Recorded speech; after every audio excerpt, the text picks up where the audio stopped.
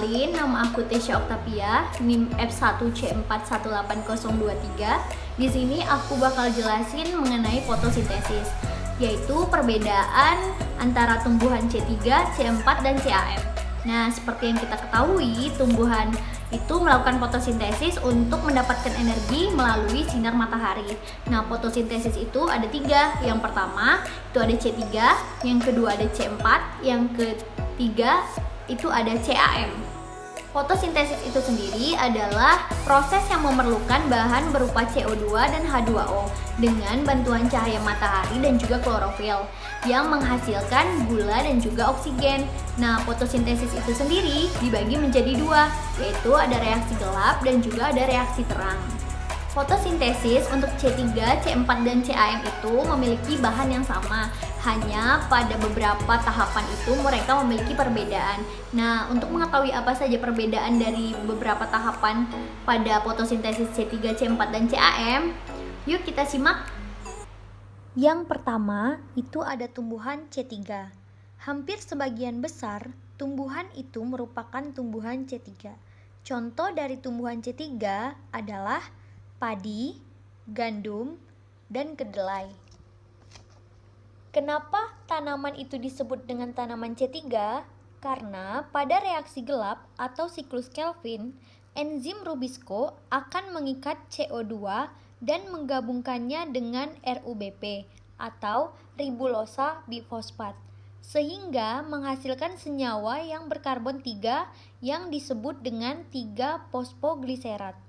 Selanjutnya, senyawa berkarbon 3 ini akan melanjutkan serangkaian siklus Kelvin untuk melepaskan glukosa.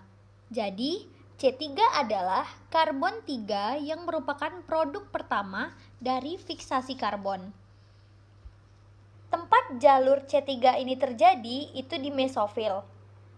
Saat proses terjadi fotosintesis, stomata pada daun akan membuka sehingga CO2 akan masuk, sedangkan oksigen akan keluar.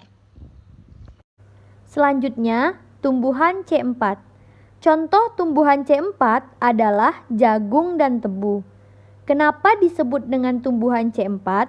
Karena enzim PEP karboksilase akan menangkap CO2 dan menggabungkannya dengan PEP, sehingga akan menjadikannya asam oksaloasetat yang memiliki karbon 4.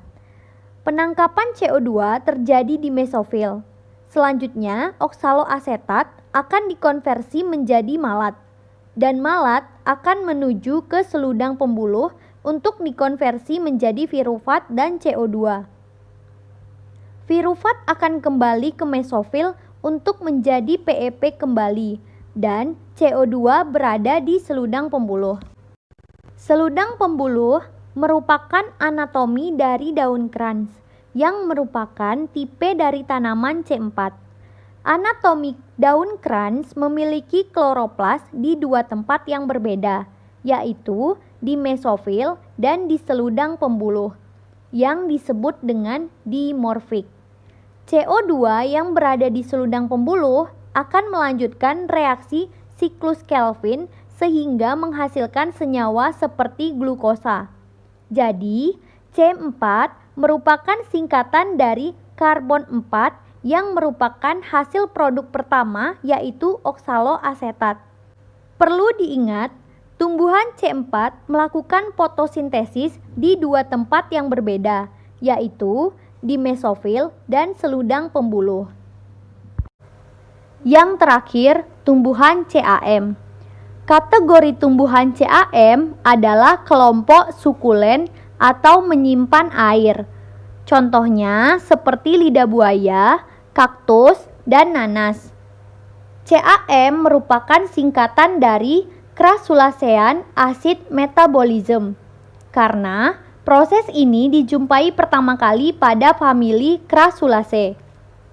Pada tumbuhan CAM, stomata pada siang hari akan menutup untuk mengurangi penguapan dan akan membuka pada malam hari untuk mengumpulkan CO2.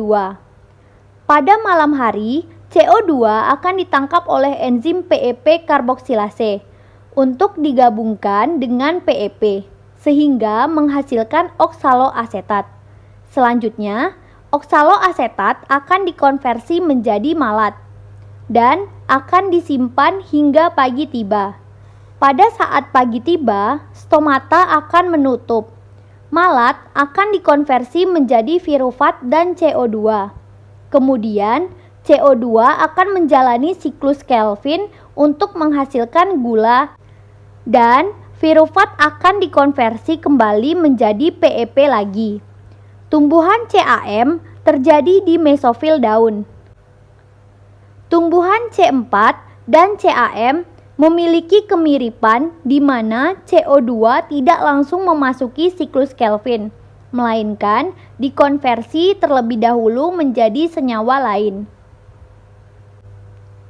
Bedanya, C4 memiliki dua tempat, yaitu di mesofil dan di seludang pembuluh. Sedangkan pada tumbuhan CAM terjadi pada waktu yang berbeda, yaitu pada siang hari dan malam hari.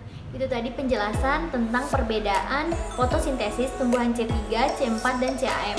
Semoga apa yang sudah saya sampaikan dapat bermanfaat bagi teman-teman yang sudah menonton video ini. Saya akhiri, wabillahi taufiq wa hidayah. Wassalamualaikum warahmatullahi wabarakatuh.